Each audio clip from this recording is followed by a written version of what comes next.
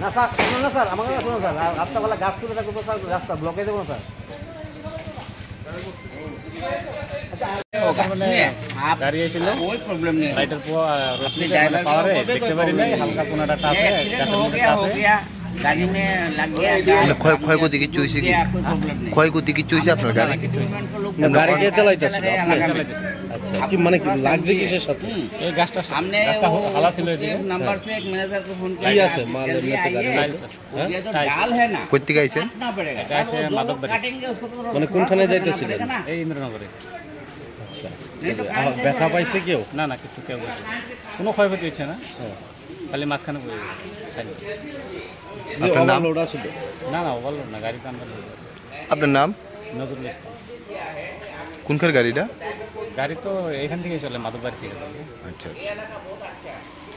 একটু এদিকে আপনার রাস্তার সঙ্গে একটা গাছের সঙ্গে ধাক্কা লাগার পর রোডে গাছটা পড়ে গেছে, রোডটা ব্লক।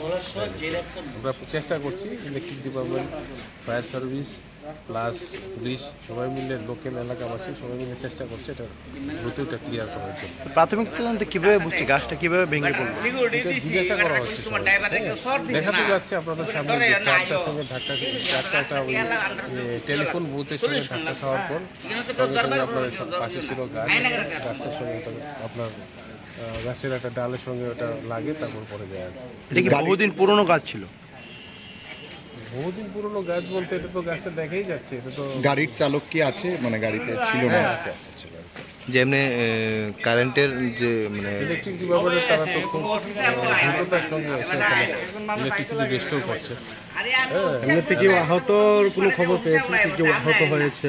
কেউ আহত হয়নি, বা পথচারীদের কারোর কোনো ইমার্জেন্সি সার্ভিসের সঙ্গে যারা যুক্ত আছে তারা সবাই রাস্তাতে আছে, যাতে আমরা খুব দ্রুত এই জিনিসটাকে ক্লিয়ার করতে পারি।